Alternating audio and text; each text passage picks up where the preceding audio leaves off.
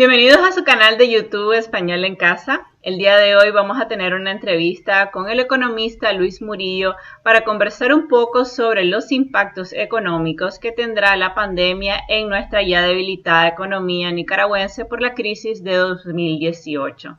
Muchas gracias, Luis, por haber aceptado la invitación de Español en Casa para conversar sobre un tema que a todos nos preocupa. Muy buenas tardes, Laura. Sí. Luis, la primera pregunta que quisiera hacerle es, ¿cuáles serán los impactos económicos que tendrá la pandemia en nuestra economía nicaragüense?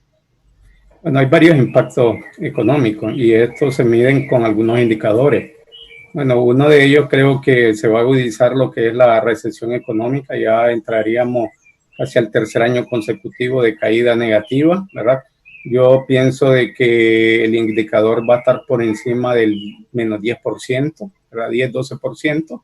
El nivel de desempleo abierto creo que puede estar entre 12 y 15%, el nivel de subempleo entre 65 y 70%, y creo que los niveles de pobreza y de pobreza extrema, en el caso de pobreza, pueden tener hasta un 78%, y en el caso de pobreza extrema creo que más o menos un 12%, que es un dato demasiado alarmante, ¿verdad? Por otro lado, hay algunos indicadores que también a mí me preocupan bastante, como el caso de las remesas familiares, que en la primera crisis había tenido un repunte, ¿verdad? Hacia el alza. Se había tenido casi un 6 o un 8% entre el año 2018 y el año 2019. Sin embargo, no, el mundo no estaba en una recesión económica como lo está en la actualidad, y nuestros compatriotas también en este caso han perdido su empleo. Solo Estados Unidos, el último dato oficial, es más de 22 millones de desempleados. Igual en el caso de Costa Rica, España y el resto de Centroamérica. También hay algunos sectores que han sido fuertemente golpeados, como el caso de la inversión extranjera directa, la construcción, el turismo, ¿verdad? Y de una u otra manera creo que solo la economía de subsistencia está tratando de mantener esta economía, que no es la primera vez, ¿verdad?, que enfrentamos alguna de estas crisis. Ahora, ¿usted prevé que va a haber una caída del consumo, la inversión de nuestras exportaciones en los mercados internacionales? Porque como usted dice, la recesión económica no solo está golpeando obviamente a Nicaragua, es algo mundial. Entonces, en ese sentido, si la gente tiene menos dinero, obviamente, pues nosotros vamos a poder vender menos. Y considerando que los Estados Unidos es nuestro principal socio comercial, ¿cómo prevé en este sentido la venta de productos al exterior? A ver, eso va a depender de cómo se modifiquen las restricciones fitosanitarias, ¿verdad? Porque en este tipo de crisis creo que uno de los sectores que es más demandado son los productos alimenticios, y eso es lo que nosotros vendemos, sobre todo, digamos, algunos llamados commodities, pero eso va a depender de dos cosas. Creo que de cómo se manejen las normas, ¿verdad? Internacionales, y qué plan contingencial se tiene para poder activar la parte productiva de este país. Pongo, digamos, un ejemplo ahorita.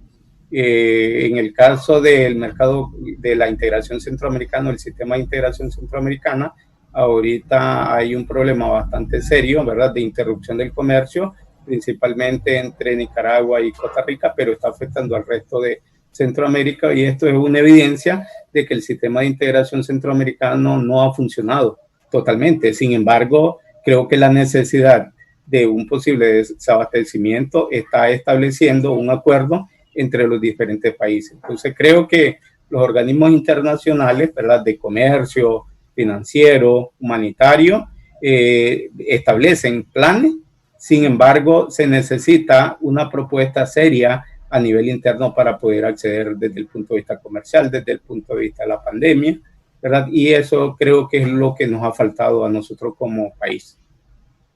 Otra pregunta que preocupa mucho a los nicaragüenses es el tema del pago de deuda.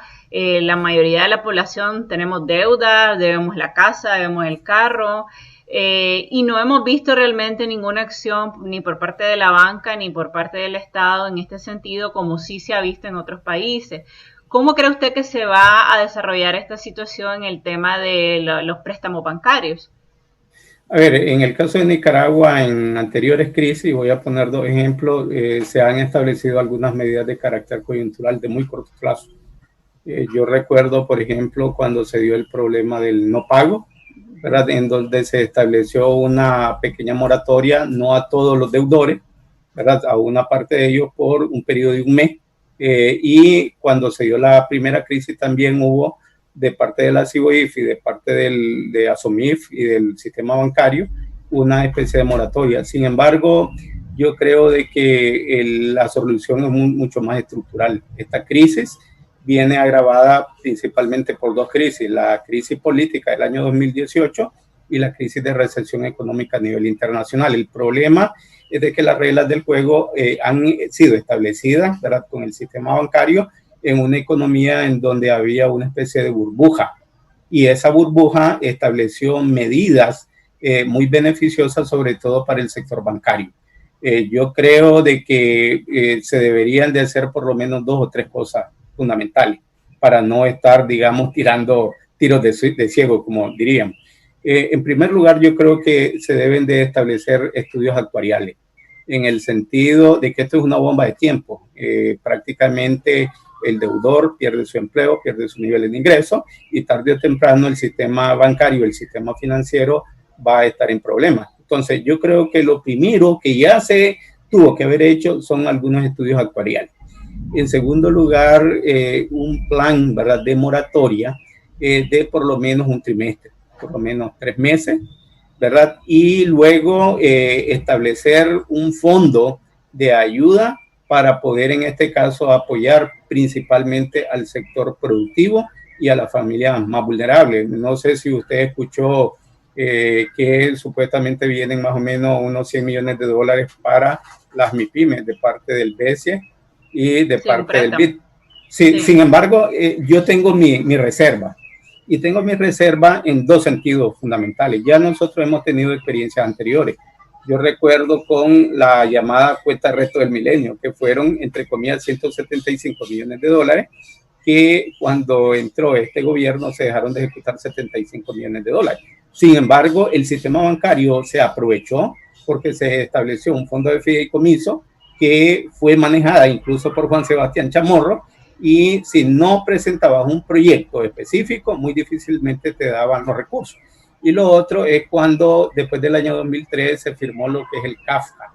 Entonces se dijo de que los sectores más golpeados iban a ser las micro, medianas y pequeñas empresas, y producto de ello Estados Unidos iba a destinar un fondo que yo recuerdo un estudio que yo no estuve de acuerdo, en el cual se establecía una distribución de manera equitativa de esos recursos y al país le tocaba más o menos 20 millones de dólares. Sin embargo, solo una microfinanciera acá, ¿verdad?, en Nicaragua, el FDL mueve más de 200 o movía más de 200 millones de dólares antes de la crisis.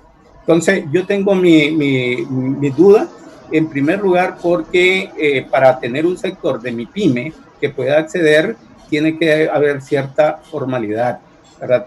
Cierto orden, y la mayor parte de la actividad económica nicaragüense es más economía de subsistencia y no se le podría denominar micro, medianas y pequeñas empresas.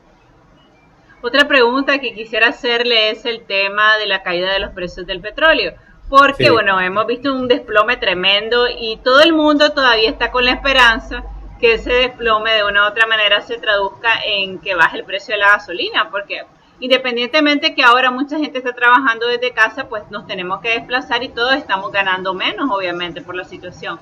¿Usted prevé una caída en los precios de los combustibles? No. Bueno, estuve revisando el día de hoy y más o menos el precio internacional del WTI, que es el que utiliza Nicaragua, estaba casi en $35. A ver, voy a tratar de explicar de por qué yo no veo, digamos, un beneficio con el hecho de que el precio internacional del commodity crudo, el petróleo crudo, disminuye. A ver, desgraciadamente en el caso de Nicaragua no hay una correlación entre el precio internacional del barril de petróleo crudo y los derivados del petróleo, que esa es otra cosa. ¿verdad? ¿Y por qué no se da? Bueno, porque específicamente cada país autónomo, y en el caso de Nicaragua se estableció un mecanismo.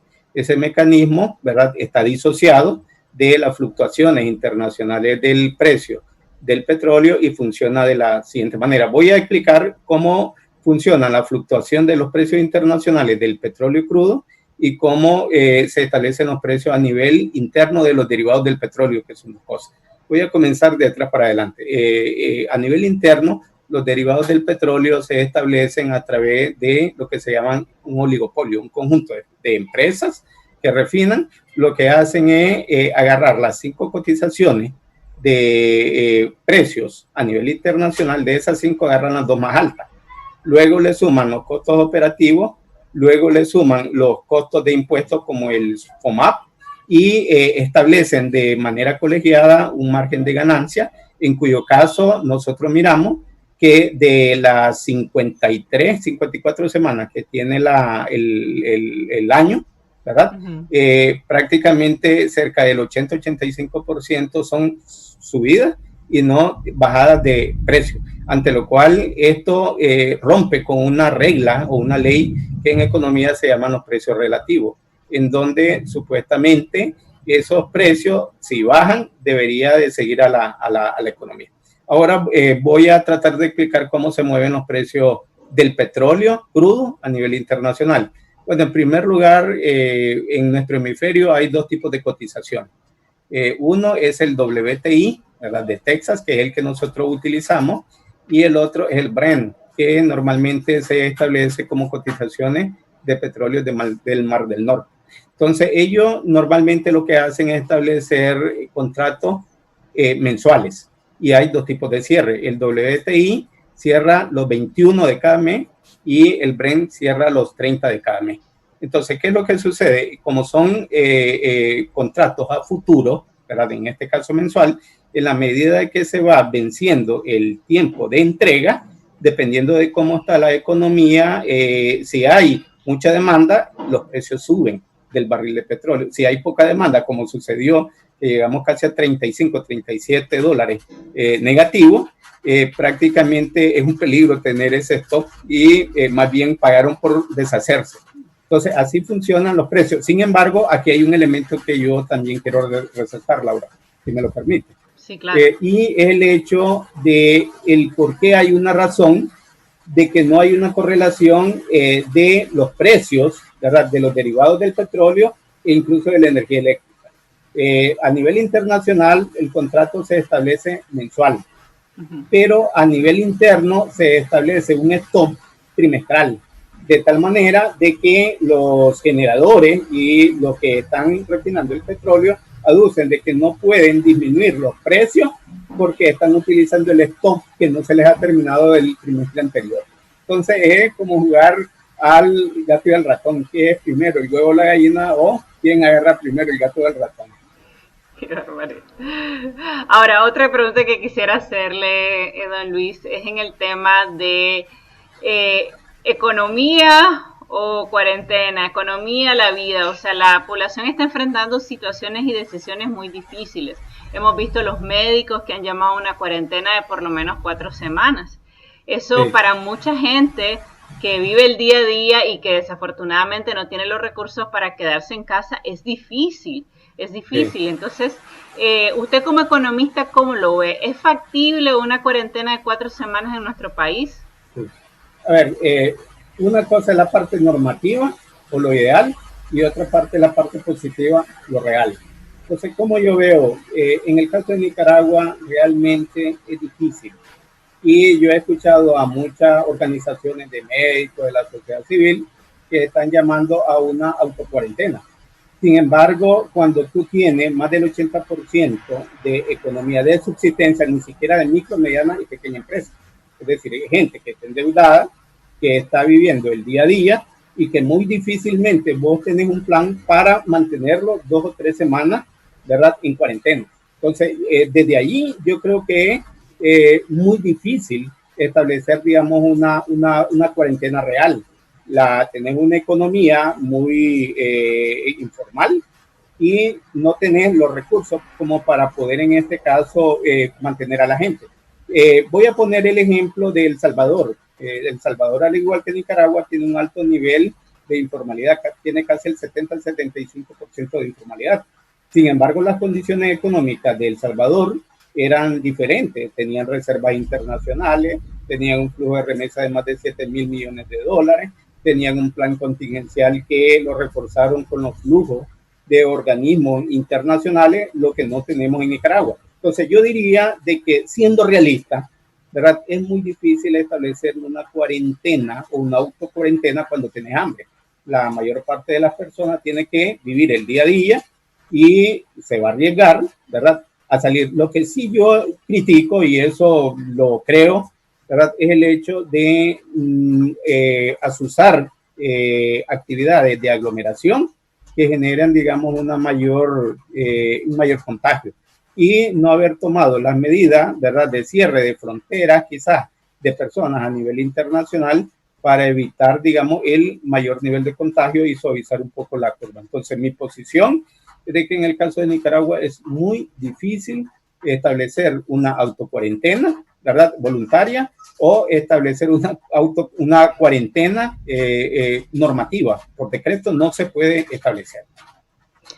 Ahora, usted me dice que por decreto no se puede establecer, pero hemos visto en otros países que a nivel de gobierno, me refiero, a nivel de Sí. gobierno, han tomado las medidas de aislamiento, de restricción de la movilidad, de cuarentena, incluso hemos visto al ejército en las calles. ¿No sería factible también hacer lo mismo aquí en Nicaragua? Yo creo que es un poco difícil, sobre todo tomando en cuenta de que se creó una situación bastante comprometida, sobre todo a partir de abril del año 2018.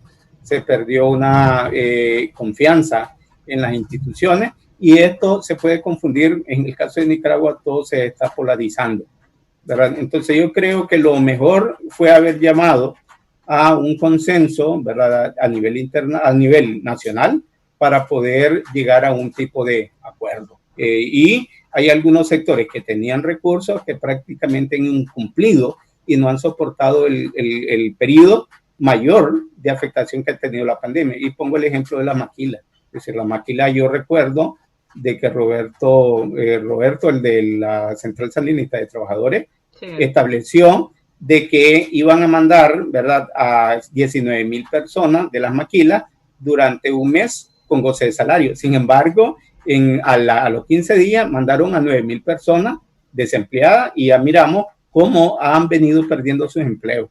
Es decir, en el caso de Nicaragua, las empresas son micro, medianas, pequeñas empresas, economía de subsistencia, y las empresas que lo pueden hacer son muy pocas para mantener, digamos, el nivel de ingreso de la familia. Quiero dar un dato, Laura, si me permite. Sí. Yo hice dos cosas antes de esta última crisis. Entonces yo me hice la pregunta que cuál era el impacto que tenía el nivel de consumo en la primera crisis del año 2018, ¿verdad? Y el impacto era casi del 7%, es decir, la contracción que tuvo el nivel de consumo, ¿verdad?, hasta antes de esta segunda crisis era del 7% oficial.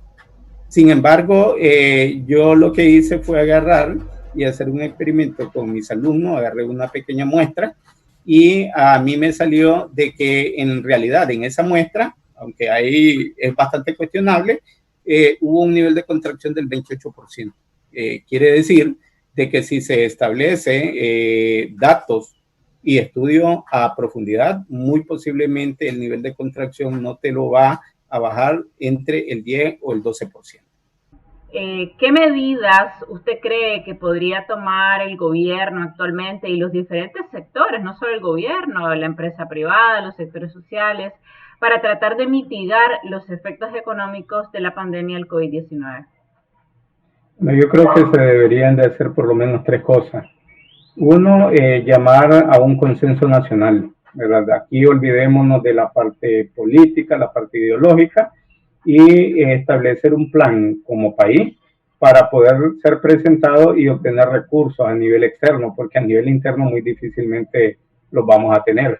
Ese es un primer elemento. Un segundo elemento creo de que los padres de la patria o los diputados y las diputadas de la Asamblea Nacional deberían de hacer dos cosas. Uno, legislar en una ley en donde se destine por lo menos el 1 o máximo el 2% del Producto Interno Bruto para crear un fondo, ¿verdad? Y poder enfrentar la crisis. Y luego en el presupuesto general de la República, que es una ley anual, se deberían de hacer revisiones de algunas partidas presupuestarias, como la parte de subsidios, exenciones y exoneraciones, y establecer, ¿verdad?, ese fondo que llamé en el punto anterior como un fondo de apoyo, ¿verdad?, a la parte de la producción y a la parte de familias vulnerables. Un tercer elemento, y aquí creo que tiene mucho que ver el Estado, pero también el sector privado, establecer una moratoria de dos cosas. Uno, de los servicios básicos, agua, luz, telefonía, internet, ¿verdad? Y en segundo lugar, una moratoria de por lo menos un trimestre de las deudas o los empréstitos que prácticamente ya han generado mucha ganancia al sector, ¿verdad? Y que lo que estamos viendo que están teniendo una política principalmente de recuperación perversa, en donde tarde o temprano se va a explotar la bomba y va a suceder lo que dijo el viejo Keynes. Si yo le debo $1,000, el que está en problemas soy yo, a mi banco. Pero si yo le debo a mi banco $1,000,000, el que está en problemas es mi banco. ¿Por qué? Porque nadie le va a poder pagar y ellos van a tener que modificar su política. Ahora, a nivel de los organismos financieros internacionales, ¿cree usted que Nicaragua tendrá acceso a préstamos destinados a hacer frente a la pandemia? Porque, bueno, no podemos negar que tenemos una crisis sociopolítica importante, hemos visto sanciones, pues la cosa está complicada. Pero bueno, ¿usted cree que los organismos financieros nos darían dinero? Yo creo que sí, siempre y cuando tuviéramos un plan, tuviéramos un consenso, un acuerdo para poder ser presentado, porque es ayuda humanitaria. Incluso cuando se establecen sanciones a nivel de país, se aparta la parte de ayuda humanitaria, ¿verdad? Y yo creo que hay que aprovechar algo que yo no lo había visto en la parte de la historia económica de estos organismos financieros internacionales, y es lo siguiente. Después de la Segunda Guerra Mundial, cuando se creó el Banco Mundial, el Fondo Monetario Internacional, el BID y todos estos organismos regionales, ellos estaban preocupados principalmente por la parte economicista, llamémosle así, ¿verdad? El Banco Mundial de proyectos de largo periodo de maduración, el Fondo Monetario Internacional en proyectos de ajuste de balanza de pago de 1 a 3 años, el BID en la parte de infraestructura, ¿verdad? Etcétera, etcétera. Sin embargo, con esta pandemia es por primera vez que ellos están destinando recursos para ayuda humanitaria, siempre y cuando tú tengas un plan y puedas ser transparente para poder, en este caso, aprovecharlo. Recordemos de que por lo menos acá en Nicaragua han habido dos tipos de ayuda que yo le llamaría descentralizada de la Unión Europea, ¿verdad? Y los $750,000 de la USAID, que para poder enfrentar la crisis. Sin embargo, yo creo que falta un actor, el fundamental, y es el Estado para poder monitorear y establecer una verdadera y justa distribución de esos recursos. Bueno, nos queda exactamente un minuto de programa. Quisiera dejarle ese minuto para que usted envíe su mensaje final a la audiencia y pues si es positivo mejor, porque en tiempos duros necesitamos palabras buenas. Sí, yo creo que el nicaragüense y la sociedad nicaragüense siempre ha enfrentado este tipo de crisis. Lógicamente, ahorita se nos ha venido juntando muchas cosas. Y creo de que dejemos de lado todas las diferencias políticas, ideológicas y personales, y está en juego el elemento más preciado, y es la vida. Y nosotros debemos de ser responsables, las autoridades deben de ser responsables para poder, en este caso, sacar adelante esta sociedad nicaragüense. Es decir, seamos positivos, ¿verdad? Y que esto nos deje una lección que cuando hay un tipo de emergencia, ¿verdad? Como una pandemia, la parte política y ideológica más bien lo que agudiza es la crisis y que debemos de estar juntos para poder enfrentar la pandemia. Bueno, muchas gracias, don Luis, por haber aceptado la invitación de Español en Casa. La verdad que creo que nos da pistas de lo que todavía se puede hacer. Como dice usted, nunca es tarde. Así es. Bueno, y básicamente esa ha sido la entrevista con el economista Luis Murillo. Son tiempos duros que vivimos, pero bueno, hay que seguir adelante, hay que continuar. Desde Español en Casa continuamos llamando a la cuarentena, a la restricción de la movilidad. Si usted tiene que salir de su casa, tome sus medidas de protección, mascarilla, guantes, lávese las manos 30, 40 veces en el día. Recuerde que ese puede ser la diferencia entre la vida y la muerte. Si te gustó este video, por favor compártelo con tus amigos y familiares para que yo pueda seguir creando contenido de calidad. Y si quieres tener alguna entrevista en particular sobre un tema que te guste, pues solamente házmelo saber en la casilla de los comentarios. Adiós.